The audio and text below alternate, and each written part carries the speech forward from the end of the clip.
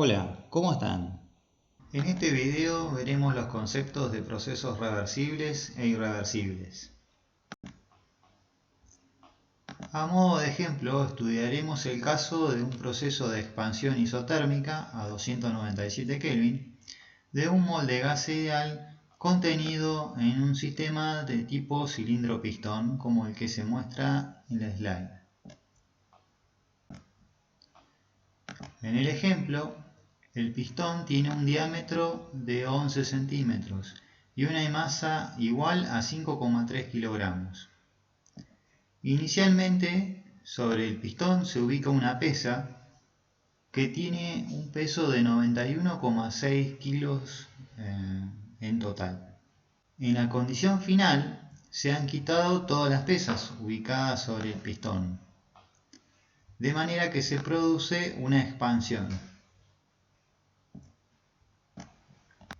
Bien, veamos cómo calcular la presión inicial que tenemos en nuestro sistema, ¿sí?, al tener la pesa sobre el pistón.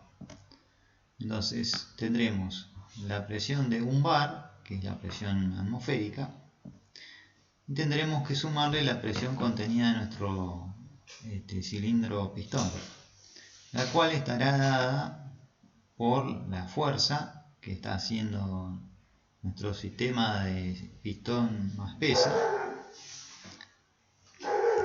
dividido el área del pistón.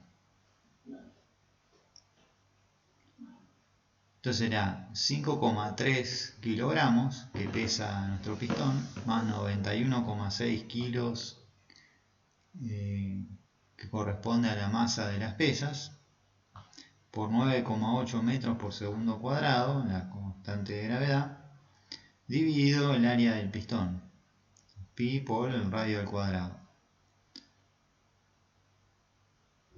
Para pasar a bar, multiplicamos por 1 bar sobre 10 a la 5 pascales. Esto nos da un total de 2 bar. El volumen inicial, aplicando la ecuación de gas ideal, será entonces la constante de gas ideal, R, por la temperatura dividido la presión inicial, es decir, 83,14 centímetros cúbicos bar por mol Kelvin por 297 Kelvin dividido 2 bar. Total de 12.346 centímetros cúbicos por mol. Bien, en el estado final, entonces al quitar las pesas y expandir el sistema, la presión final la podemos calcular a partir de la presión atmosférica, 1 bar, la masa de nuestro pistón multiplicada por la constante de la gravedad, de la fuerza en newtons, y el área del pistón, pi por el radio al cuadrado, 5,5 centímetros. ¿Sí? Al hacer cambio de unidades, tenemos una presión final de 1,05 bar. El volumen final, por lo tanto, al aplicar nuestra ecuación de estado de gas ideal, será de 23.517 centímetros cúbicos por mol de mezcla o de gas ideal. Por lo tanto, para un proceso de expansión en una etapa, es decir, pasamos de 2 bar a 1,05 bar, el volumen se incrementará de 12.346 centímetros cúbicos a 23.517 centímetros cúbicos. Por lo tanto, si ahora calculamos nuestras propiedades, el trabajo y el calor, el cambio de energía interna, como es solo función de la temperatura y el sistema es isotérmico, será igual a 0. Mientras que el trabajo, por definición, es menos la integral de la presión por el diferencial de volumen. Como la presión corresponde al estado final, en este caso se da de 1,05 bar, y el cambio de volumen, como es un proceso de una etapa, será el volumen final menos el volumen inicial, 23.517 centímetros cúbicos menos 12.346 centímetros cúbicos. Multiplicando por 10 a la 5 newton por metro cuadrado sobre un bar, por un metro cúbico sobre 10 a la sexta centímetros cúbicos para hacer otro cambio de unidades, obtenemos que el trabajo es de menos 1173 joules. Aplicando nuestro balance de energía, como el cambio de energía interna es igual a 0, esto mismo será igual al trabajo más el calor. Por lo tanto, podemos despejar el calor, que será igual a menos el trabajo, es decir, será igual a 1173 joules. En nuestro proceso vemos que el trabajo toma un valor negativo, mientras que el calor toma un valor positivo. Esto es porque el trabajo, al realizarse un proceso de expansión, está saliendo del sistema, por lo tanto es correcto que tome un valor menor que 0, mientras que el calor es positivo, quiere decir que está entrando al sistema. Esto es porque en un proceso de expansión normalmente un gas se enfría. Si lo tenemos que mantener a temperatura constante, tenemos que aportar calor al sistema para mantener la temperatura. Bien, ahora vamos a realizar el mismo proceso de expansión, pero en lugar de en una etapa, lo vamos a hacer en 2 etapas. Es decir, ahora vamos a quitar la mitad de las pesas en cada etapa. Al principio tendremos nuestros 91,6 kilos repartidos en 2 pesas. El sistema estará nuevamente en 2 bar con un volumen inicial de 12.346 centímetros cúbicos. Al quitar una de las pesas se produce una expansión parcial del sistema. Y nuestra presión, ahora si hacemos los mismos cálculos que realizamos anteriormente, será de 1,53 bar, mientras que el volumen intermedio será de 16.139 centímetros cúbicos. El trabajo, en este caso, podemos calcular como la presión final, la que quedará el sistema, por el volumen final menos el volumen inicial. Esto nos dará un total de menos 580,3 joules. Mientras que el calor será igual a menos el trabajo, aplicando nuestro balance de energía, con lo cual será igual a 580,3 joules. Finalmente, cuando quitamos la segunda pesa, nuestro sistema llega a la presión final, 1,05 bar y 23.517 centímetros cúbicos.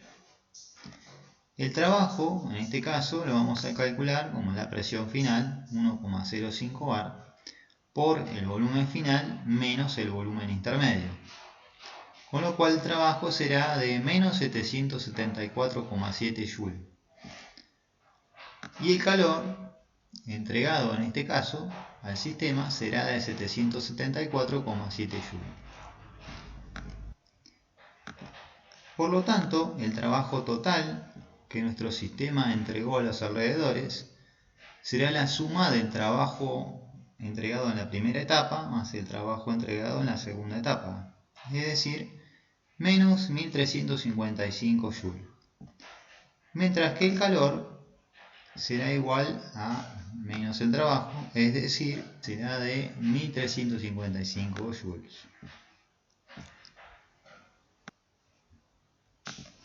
Si comparamos el trabajo entregado en este proceso en 2 etapas por nuestro sistema a los alrededores, vemos que será mayor al trabajo que entrega este sistema si el mismo se realiza en una etapa.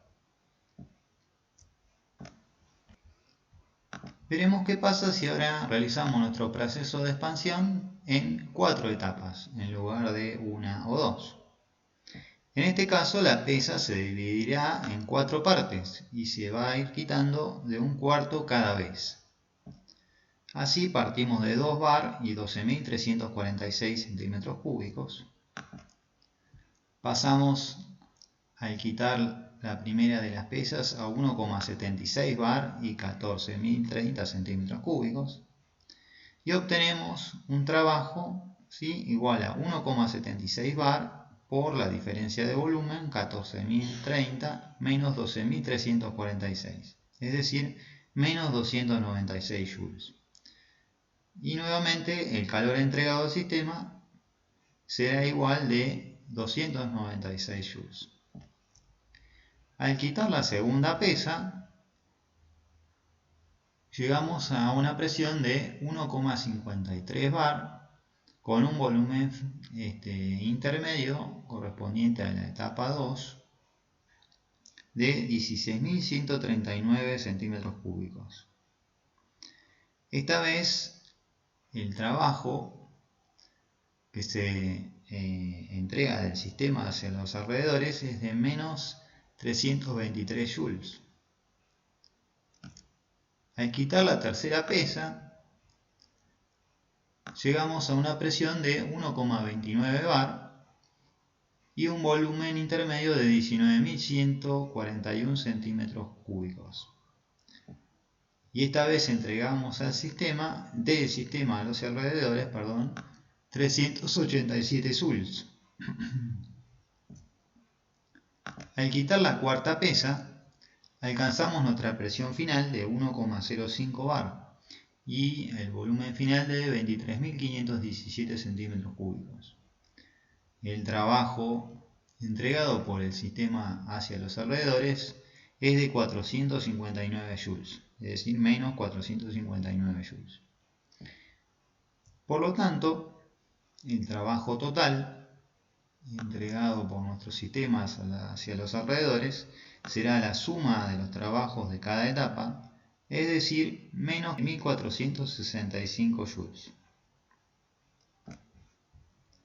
Podemos ver que nuestro trabajo entregado por el sistema sigue incrementándose en la medida que incrementamos el número de etapas en el proceso. ¿Qué pasa si ahora realizamos nuestro proceso de expansión en infinitas etapas? Es decir, se divide la pesa que se coloca sobre el pistón en porciones infinitesimales que se van quitando de una a la vez.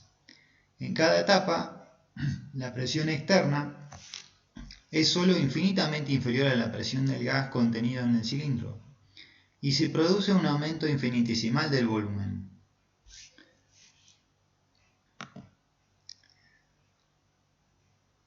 Es decir, la presión inicial es 2 bar y 12.346 centímetros cúbicos nuevamente, pero la presión intermedia será 2 bar menos un diferencial de presión, mientras que el volumen se va a incrementar también en un diferencial de volumen. Así hasta llegar a nuestra presión final y nuestro volumen final.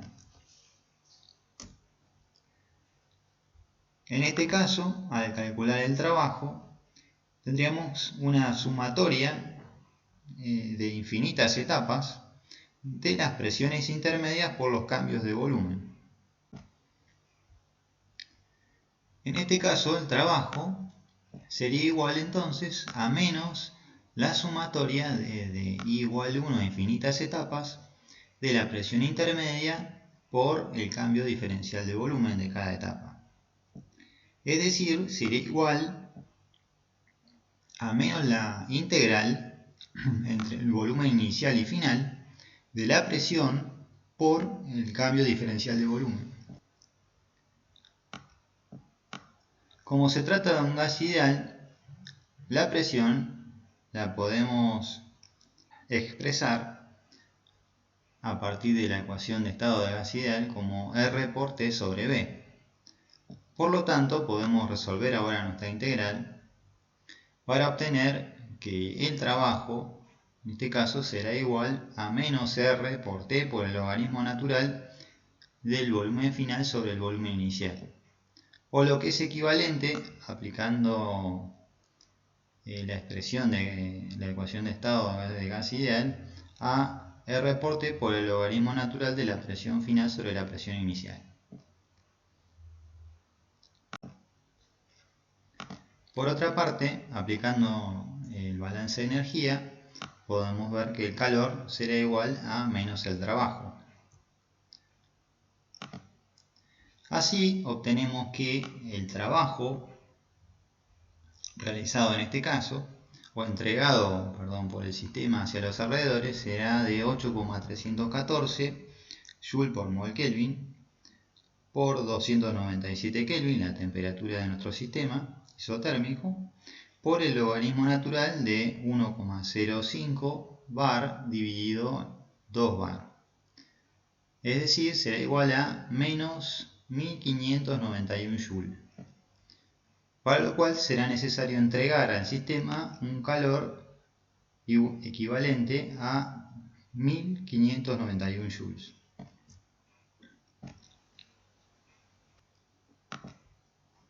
También podemos realizar una representación gráfica del trabajo de expansión. Como vimos, el trabajo lo podemos calcular como menos P, la presión, por el cambio de volumen.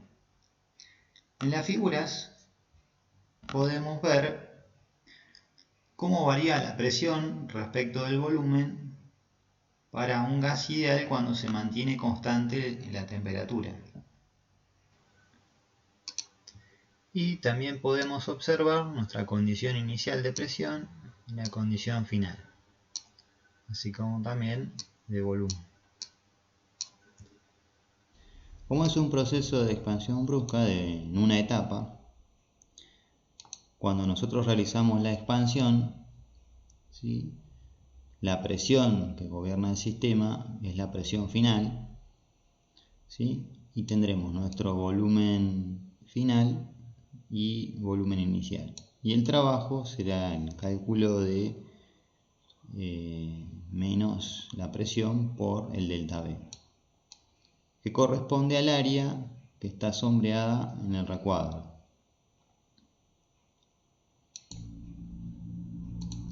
Como vimos anteriormente, si el proceso tiene lugar en dos etapas, entonces en este caso tenemos dos trabajos, uno correspondiente a la primera etapa y la presión intermedia, que era de 1,53 bar,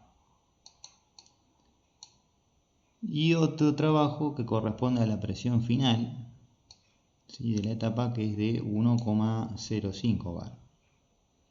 Tenemos nuestro cambio de volumen, que irá de la primera etapa desde 16.139 centímetros cúbicos a 12.346, y en la segunda etapa, que irá de 23.517 centímetros cúbicos a 16.139 centímetros cúbicos.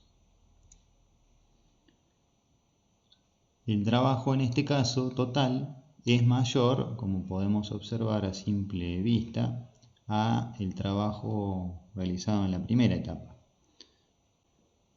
De igual manera, si realizamos el proceso en 4 etapas, podemos ver que el área total que corresponde al trabajo realizado por el sistema hacia los alrededores se sigue incrementando, ¿sí? Vamos a pasar entonces a tener, en este caso, un trabajo total de menos 1465 joules.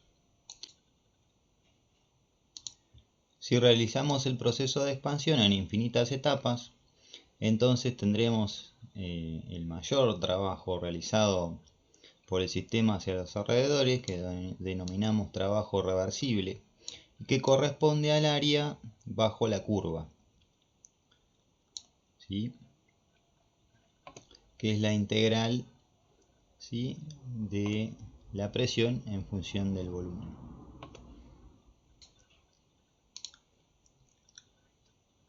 En forma equivalente al caso anterior, en lugar de una expansión podemos realizar también un proceso de compresión isotérmica del gas ideal.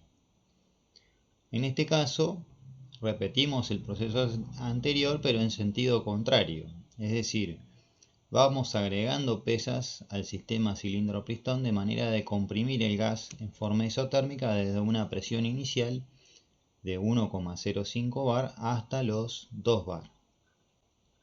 Al realizar este proceso, nuevamente podemos hacer el cálculo de nuestro cambio de energía interna, trabajo y calor. En este caso, nuevamente, el cambio de energía interna será igual a 0, ya que el proceso es isotérmico. Y la energía interna, como vimos en el caso de un gas ideal, solo depende de la temperatura. Entonces, al ser 0 el delta T, es 0 el cambio de energía interna. El trabajo, por otra parte, al ser constante la presión final en esta etapa de compresión, será igual a menos 2 bar por el cambio de volumen, es decir, el volumen final 12.346 menos 23.517, que corresponde al volumen inicial. Eso nos da entonces, luego de hacer el cambio de unidades correspondiente, un total de 2.234 Joule. Nuevamente aplicando el balance de energía, en este caso al ser 0 el cambio de energía interna, el calor resulta igual a menos el trabajo, es decir, igual a menos 2.234 joules. Si prestamos atención, aquí el trabajo es positivo. Esto se debe a que el mismo se está realizando sobre el sistema, desde los alrededores hacia el sistema. Como está entrando al sistema, entonces es positivo. En cambio, el calor, prestamos atención, es negativo. Esto se debe a que en un proceso de compresión, normalmente un gas se calienta. Y por tanto, para mantener la temperatura constante, deberemos sacar calor del sistema para conservar el valor de temperatura. Si la compresión ahora la realizamos en dos etapas, entonces vamos a colocar, en este caso, dos pesas que tendrán el peso equivalente a la pesa del proceso anterior que realizamos en una etapa.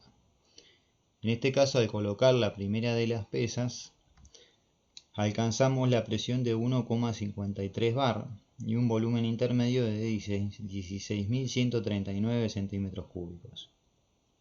Al realizar el cálculo del trabajo, entonces usamos la presión intermedia y el cambio de volumen de 16.139 centímetros cúbicos y 23.517 centímetros cúbicos. En este caso, obtenemos un trabajo de 1128,8 joules y un calor de menos 1128,8 joules. Al colocar la segunda pesa en el pistón, llegamos a la presión final de 2 bar y nuestro volumen final de 12.346 centímetros cúbicos. Y entonces podemos calcular el trabajo correspondiente a esta segunda etapa a partir de la presión final 2 bar y nuestro cambio de volumen. Y en este caso obtenemos un trabajo de 758,6 joules. El trabajo total corresponde a la suma de los dos trabajos. En este caso será igual entonces a 1887,4 joules. Y el calor total será entonces menos 1887,4 joules, aplicando nuestro balance de energía.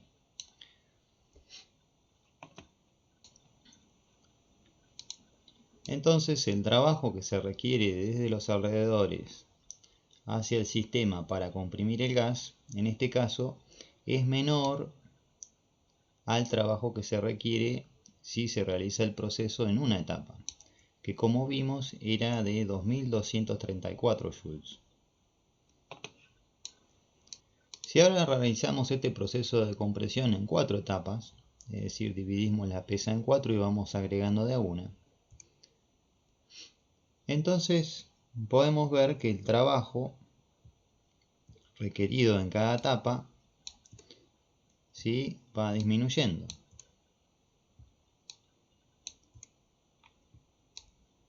Desde 564,5 hasta 336,8 joules. Y el trabajo total para ir desde nuestra presión inicial de 1,05 bar hasta 2 bar, será la sumatoria del trabajo realizado en cada etapa, es decir, 1731,8 joules, que como podemos observar es aún menor al trabajo requerido cuando realizamos el proceso en dos etapas, que si recordamos, este trabajo era de 1887,4 joules. Cuando realizamos este trabajo en infinitas etapas, es decir, dividimos esta pesa en partes infinitesimales y vamos agregando estas pequeñas láminas de pesas hasta llegar a nuestros 2 bar, en ese caso el trabajo lo podemos calcular como la sumatoria, ¿sí?, desde la etapa 1 a las infinitas partes que constituyen la pesa, de la presión de cada etapa por el cambio de volumen en cada etapa. Es decir, sería igual a la integral, o menos la integral, perdón, entre el volumen inicial y el volumen final de la presión operativa del sistema por la diferencial de volumen. Como la presión la podemos expresar a través de la ecuación de estado de gas ideal como R por T sobre B, podemos resolver nuestra integral en forma analítica para obtener que el trabajo, ¿sí?, será igual a menos la constante ideal de los gases por la temperatura por el logaritmo natural entre el volumen final y el volumen inicial, o lo que es lo mismo, R por la temperatura por el logaritmo natural de la presión final sobre la presión inicial. Y aplicando nuestro balance de energía, al ser cero el cambio de energía interna, tendremos que el calor es igual a menos el trabajo.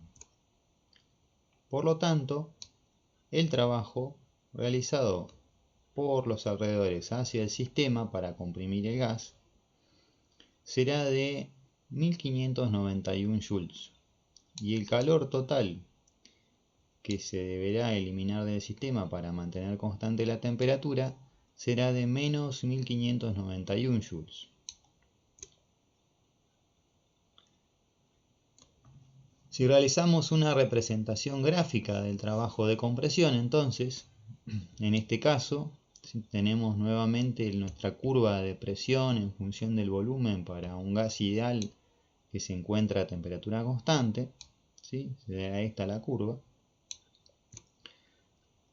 y realizamos el proceso de compresión en una etapa, que el trabajo realizado será el área que está representada, ¿sí?, en la figura.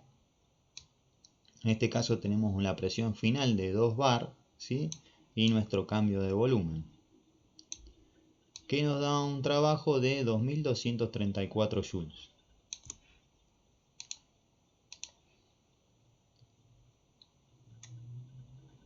Cuando realizamos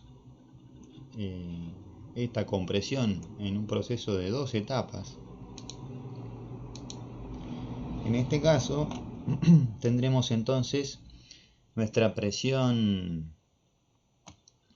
intermedia, ¿sí?, que será de 1,53 bar, y nuestra presión final, ¿sí?, que será de 2 bar, y del cambio de volumen, el trabajo requerido en este caso entonces será la suma de estos dos cuadrados, ¿sí?, o rectángulos, que da un total de 1887,4 joules. Si el proceso lo realizamos en 4 etapas, en este caso,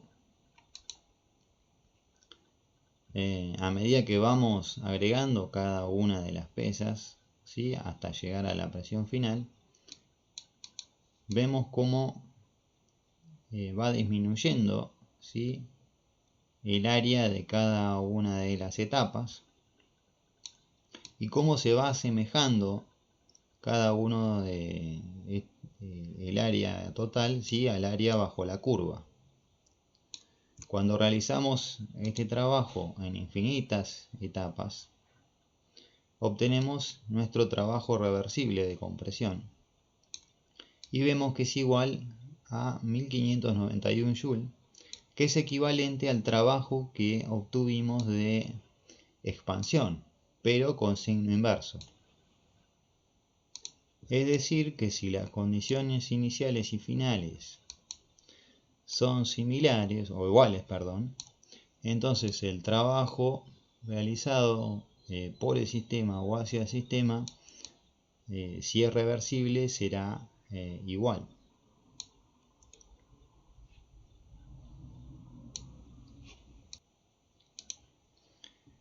Los procesos originados entonces en gradientes infinitesimales son procesos ideales o reversibles. Los procesos reales son procesos irreversibles en realidad. Todo proceso que ocurre en la vida cotidiana es irreversible y están producidos por fuerzas impulsoras o gradientes finitos, ¿sí?, de temperatura o de trabajo. La irreversibilidad trae aparejada entonces una pérdida de rendimiento del proceso. ¿A qué nos referimos?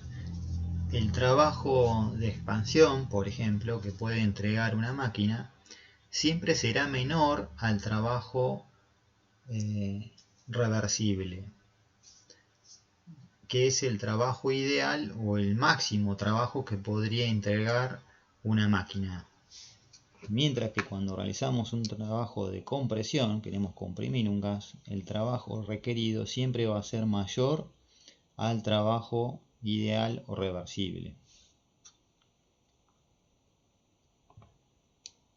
Esto está expresado en la diapositiva. Si el sistema produce trabajo, es decir, es un trabajo de un proceso de expansión, entonces el trabajo reversible va a ser igual al trabajo máximo que va a poder otorgar ese sistema hacia los alrededores.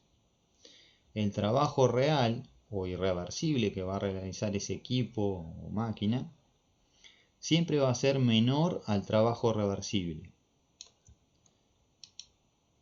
Por el contrario, si el sistema consume trabajo, un proceso de compresión, entonces el trabajo reversible es el trabajo mínimo que va a requerir ese sistema, o ideal, digamos. Es decir, que el trabajo irreversible o el trabajo real que va a requerir el equipo o unidad siempre va a ser mayor a ese trabajo reversible. Entonces aquí se introduce el concepto de rendimiento. Para la expansión, el rendimiento es igual al trabajo irreversible sobre el trabajo reversible. O sea, el rendimiento siempre es menor que 1. En la expansión, el trabajo reversible es el trabajo máximo. Por lo tanto, el trabajo irreversible siempre es menor y el rendimiento va a ser menor que 1. En la compresión, el trabajo reversible siempre es el mínimo y dividido el trabajo irreversible nos da la eficiencia del sistema o rendimiento. Este concepto es importante y se utiliza mucho para hacer cálculos en equipos porque nos muestra de alguna manera cuán eficiente es el equipo. Es decir, si nosotros tenemos una unidad, normalmente el cálculo que podemos hacer es el cálculo reversible. Luego se testea en el laboratorio o en la fábrica a ese equipo y se compara su rendimiento con respecto al trabajo reversible para evaluar la eficiencia. Bien, y aquí llegamos al final de este video. En el próximo veremos distintos tipos de procesos reversibles con gases ideales. Procesos isotérmicos como los que mostramos en este video, procesos isobáricos, procesos isocóricos, adiabáticos, ¿sí? Y también realizaremos un ejemplo donde mostraremos el uso de estos distintos procesos de compresión o expansión